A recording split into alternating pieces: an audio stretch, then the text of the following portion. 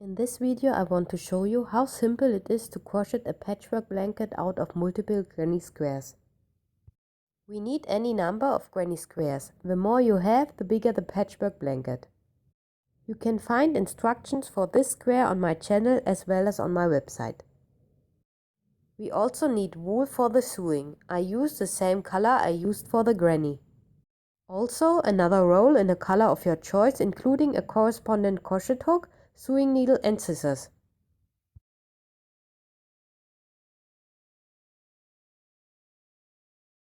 In the first step, we place all our crocheted granny squares in front of us the way we want them to be placed. I recommend you to take a picture of your design if you can't leave the pieces lying there. In the next step, we start sewing the rows together. I will do that from left to right for every square. So we take the first two parts as well as a bit of wool. I always cut off a piece of thread approximately twice as long as the borders of the square. Then we thread the wool onto the needle.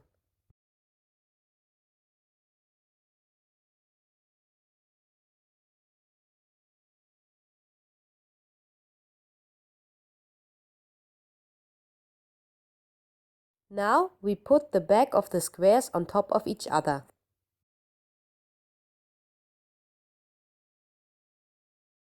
It should be easy to put them on top of each other since they both have the same design. We begin in this corner here. This is where we worked 3 chains each, so we now look for the second out of the two parts and pierce it with a needle. We strengthen everything with a knot.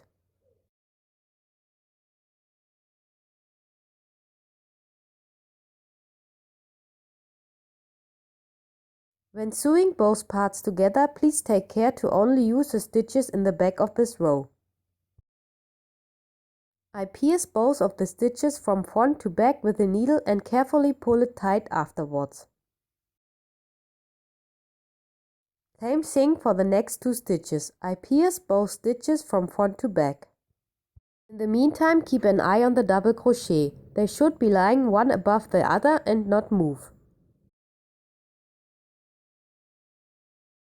In theory, you can also stitch into both directions, from front to back first and then from back to front. If you do this, you should try to work as uniform as possible, since the seam would otherwise end up uneven. Once we reach the end, we make a knot into the last stitch.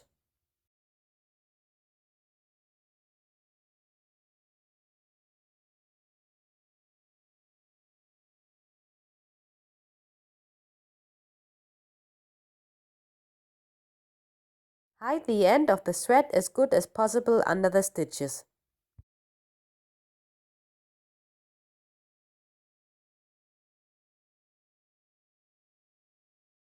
Cut off the rest.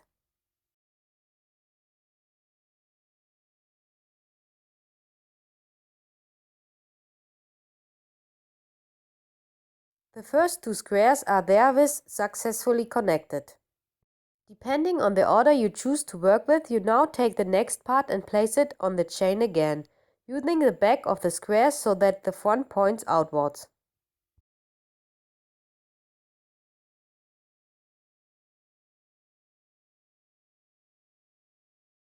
We cut off a piece of yarn again and sew everything together just like before.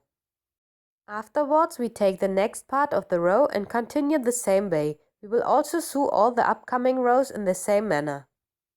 This is what it all looks like so far. I have, so to speak, sewed 5 rows of 6 squares each. Next, we will sew the stripes together. We begin with the first 2 rows and place them both in front of us. If you work with multiple colors like me, then you should choose a color for the seam. Here we work with every square individually. That's why I will use white wool as the seam for when I sew a white square and light green wool for when I work with a green square. So now we start with the first 2 squares. For that I have already threaded some yarn into the needle. Basically, we just continue working the same way we did when we were sewing the stripes. First, we put both squares perfectly on top of each other. Then we pierce the second chain again and straighten everything with a knot first.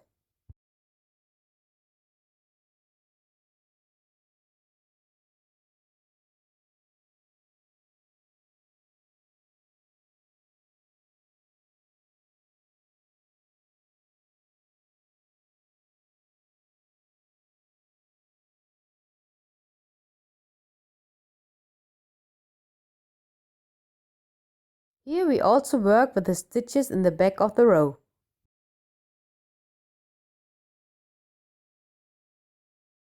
We keep working the same way we did with the stripes this time until we reach the end of the first square.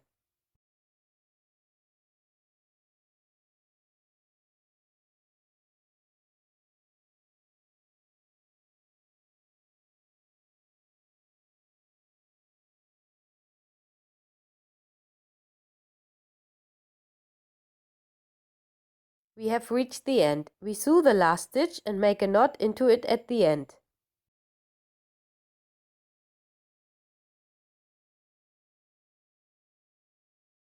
Here we also try to hide the thread under the stitches as good as possible.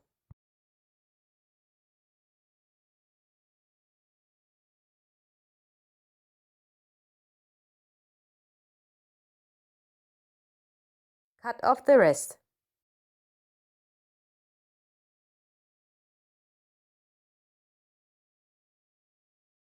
We are herewith done sewing the first part. Now we continue with the second part.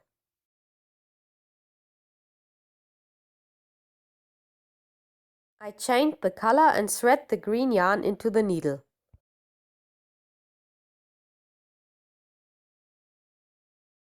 At this point it's going to be a bit easier since we can already see which one is the next open stitch waiting to be sewed. We pierce it with a needle and make a knot.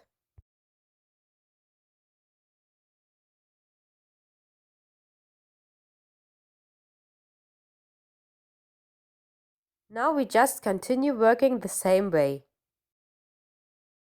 We keep sewing like this until the end and then continue row by row.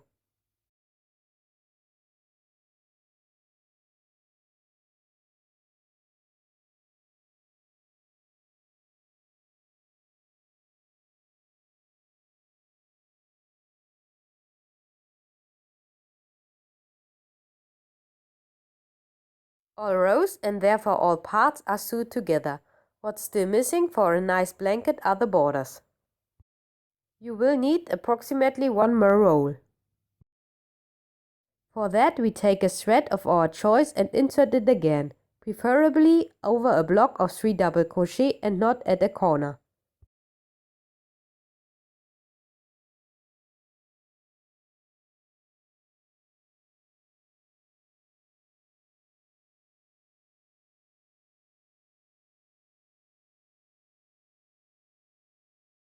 We now work the following combination into each chain bow.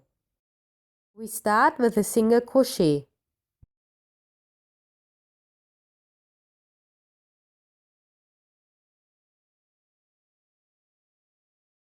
3 chains follow. And another single crochet into the same chain bow. This way we create a small bow.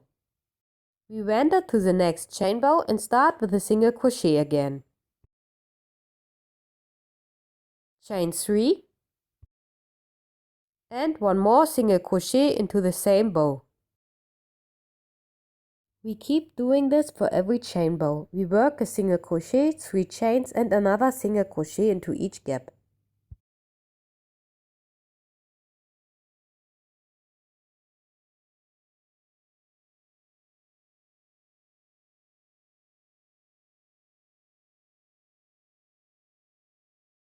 We also work a single crochet, 3 chains and another single crochet into each of the 4 corners, just like at the bows.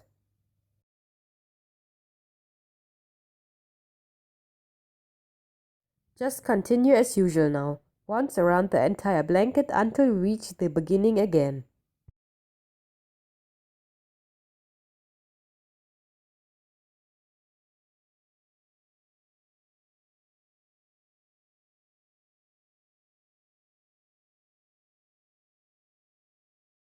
We now reach the last corner. This is where I started. In this corner we also work a single crochet, 3 chains and another single crochet.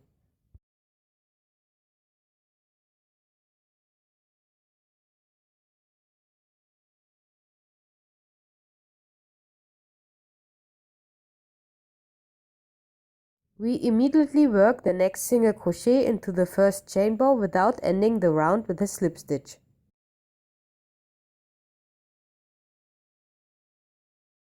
Three double crochet.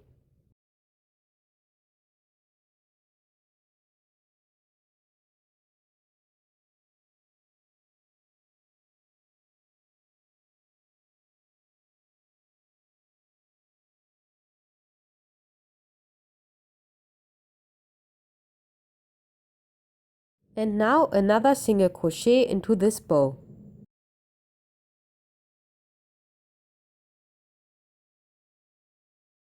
And now another single crochet into this bow.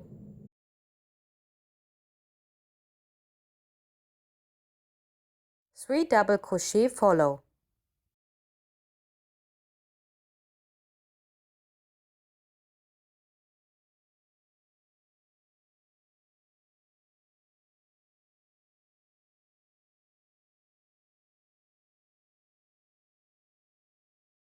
And a single crochet at the end. We work the same pattern once around the whole thing. We work a single crochet into each chain bow of the previous round, followed by 3 double crochet and a single crochet at the end.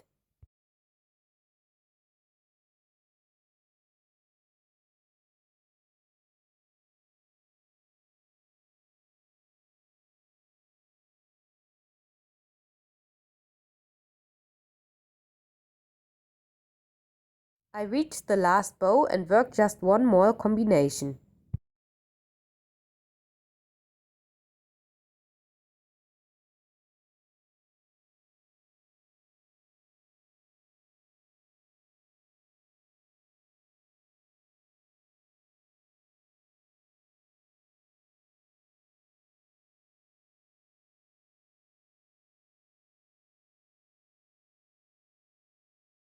We finish everything with a slip stitch into the base of the first chain bow.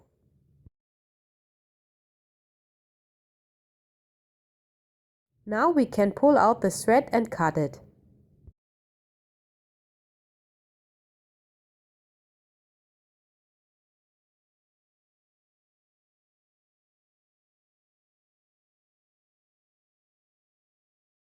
We make a knot at the end.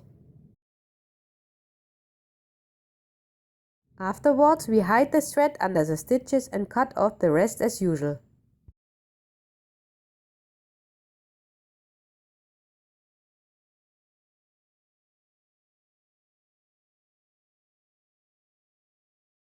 Both the borders and the blanket are finally done. If you like these instructions, I would be happy if you gave me a like and visit me on my website.